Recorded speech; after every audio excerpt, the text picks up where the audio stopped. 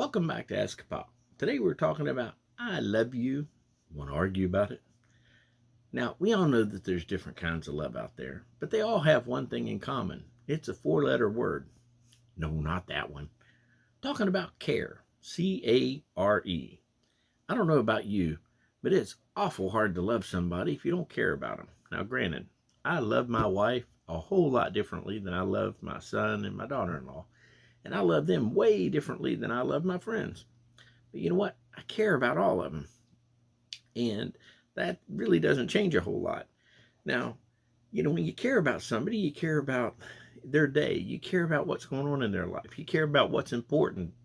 And also that leads to relationships. And, the relationships, while they may be different, they're all not that different, because sometimes that means feelings sometimes get involved, and when feelings get involved, that means sometimes they get bent and get bent out of shape, and sometimes people get angry and sometimes even hurt.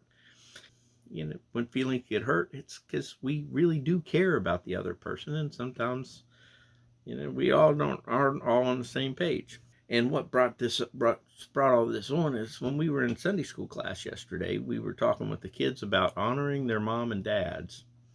And one of the questions that came up was, is it okay to argue with your mom and dad? Now, there was some really great discussion around it, and I'm not going to disclose any of that in today's talk because that was in Sunday school class. But what I will bring up here is one of our Bible verses, and that was Job 23, where Job wanted to argue with his heavenly Father. And you know what?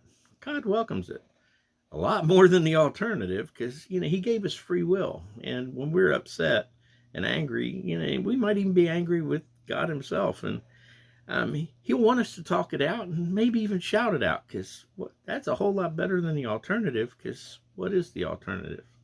That'd be turning our backs on him, and he really doesn't want that.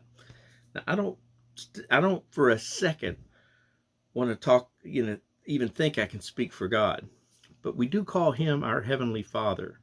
And I can speak as an earthly father down here and say with unabashed certainty that I'll always want to talk to my children. No matter what's going on, good, bad, ugly, anything, talking is always better than silence. And no matter what, I want them to know that I always love them and care for them. And when they're ready to talk, I'm ready to listen, and yes, even argue if that's what it takes. And if that's me as an earthly father, how much better can our heavenly Father be at it than I am?